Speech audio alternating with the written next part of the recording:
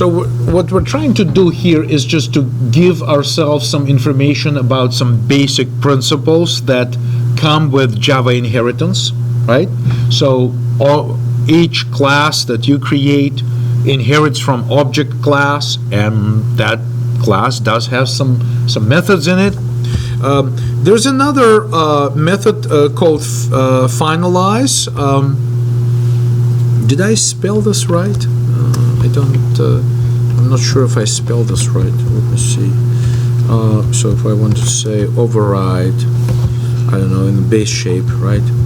I wanted to say override. Override is a huge help because it tells me,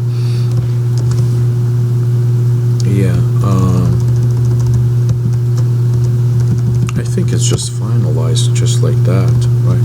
Finalize. What would be the signature of it? Let's find out. If we go to Google search, just go to google.com and do the search on Java object interface.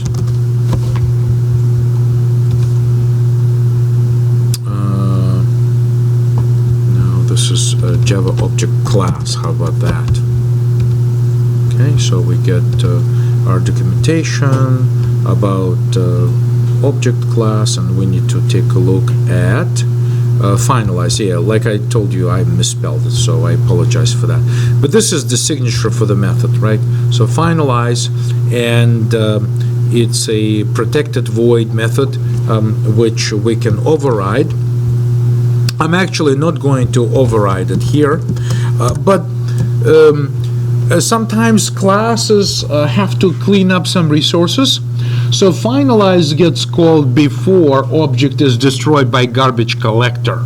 So it's like a destructor method that is available.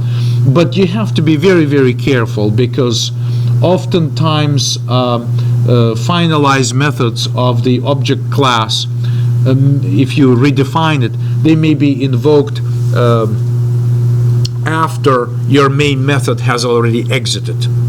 So the thread of execution already exited from the main method, and many things could be no longer available. So you're very limited in terms of what you can do in the finalize method, right? So like here it says, called by the garbage collector on an object when garbage collection determines that there is no more a reference to this object. So sometimes if the object was created by the main method exits and references to the object are gone, and only then the finalize method is invoked.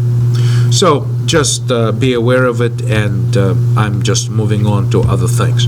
So the methods of object class in brief, to string equals, there's also get class. So get class method here in our online documentation here is get class returns the runtime class for this object, which means that you can use get class interface, which returns this class interface right here, that allows you to for instance, to load instances of classes dynamically. So you can make a decision which object of which type to load, and this is really not the topic of discussion for us today. Another useful stuff is that you can clone. You can override a clone method. Remember, when you pass, when you create an object and you want to pass an object to a method, you know that it only passes the object reference. The object is never copied. There's never a second copy of an object that you pass to a method is created for you. All that happens is that little reference that you had originally, when you pass it to a method, that method gets a copy of that reference, and therefore it's the same object. But occasionally you do want to to clone and physically make a copy of an object, and then you can override the clone method, and we will have an example later on that. There is also hash code, which is sort of like derived from the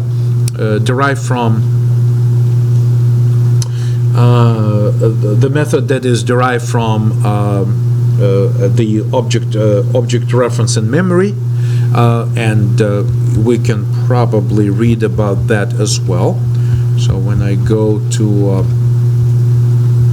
hash code, it says returns here a hash code value for an object, but oftentimes it looks very much like a memory address of that object, almost like an object identity. And finalized, which we already took a look at. So this is what we get from an object interface class, but in addition to this, as you can see, we have private, public, and protected, as well as default type of member access. So the members inside our classes, we can say that both data attributes and as well as, of course, the methods inside of our class can be made private, public, and protected. So, of course, private is everything internally encapsulated. And to run another demo on this thing, so if I have a class, right, so I define a class, right, and I make this a class, and let me pretend that I have a UML diagram of class. So the name of the class goes here in the section. I can have like some data attributes right here and some methods specified at the bottom. This is a typical UML class diagram arrangement, right? So let's just maybe quickly do this. It's probably not going to work very well, but this is the name, right? This is the data, and these are methods or operations, right? Okay, so methods for our class.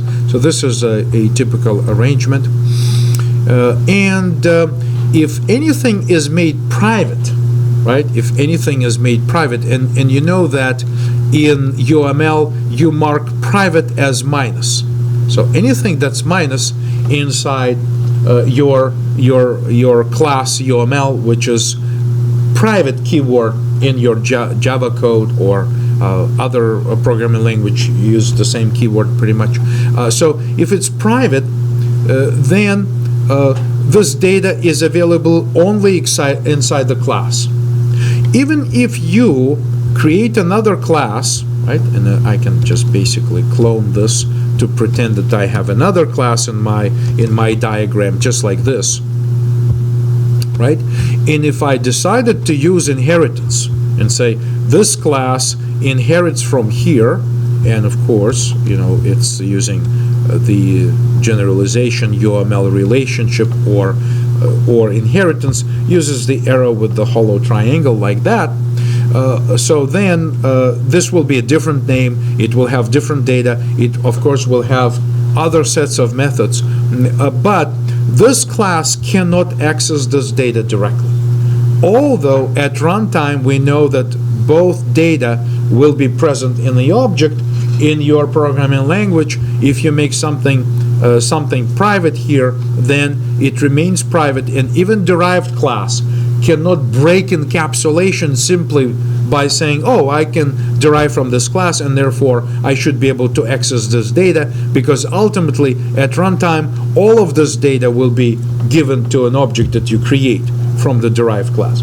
So private is private, and if you want to if you want to make this data available in the derived class, which is this class or subclass, then you have to use this sort of like a hashtag in UML that looks like this, and in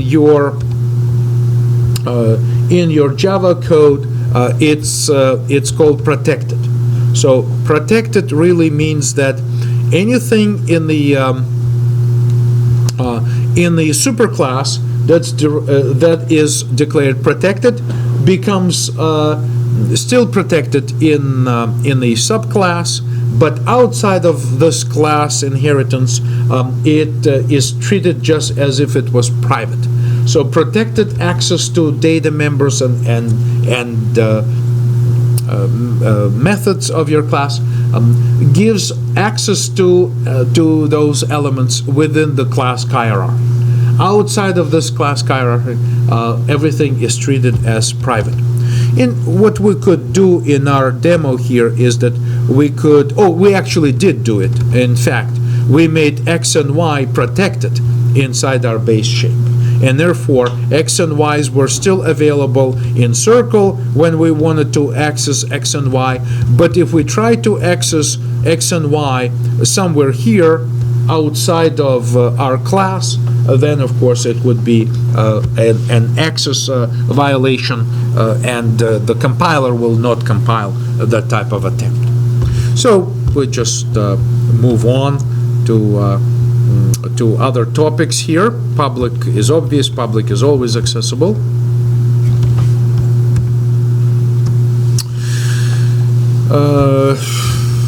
We already have demonstrated in practice today the usefulness of an override annotation. So Java annotation is a feature which was originally not part of the language, but then it was added to the language. And of course, it's an extremely useful feature because it helps type safety in the language. Anything that can be made type safe is a big advantage. And override, of course, checks the signatures of your methods, compares parameter lists and return types, and is very helpful in type safety when we program our classes.